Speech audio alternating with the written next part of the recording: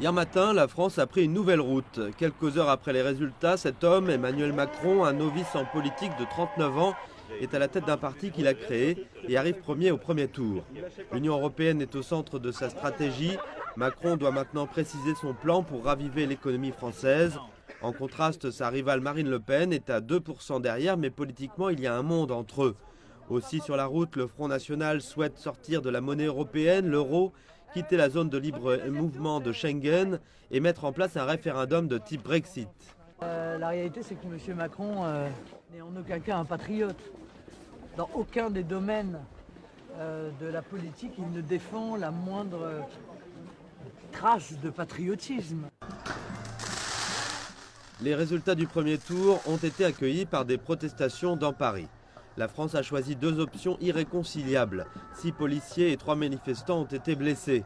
Les manifestants portaient des drapeaux dénonçant et Macron et Le Pen. En contraste, dans les médias, Macron n'a pas seulement gagné le premier tour, mais il a aussi reçu le soutien de ses anciens rivaux et les marchés boursiers européens ont marqué une hausse. Le défi, à partir de ce soir, n'est pas d'aller voter contre qui que ce soit. Encore 2 semaines de campagne et la nuit de triomphe de Le Pen pourrait bien être bien loin, Macron étant le favori au second tour.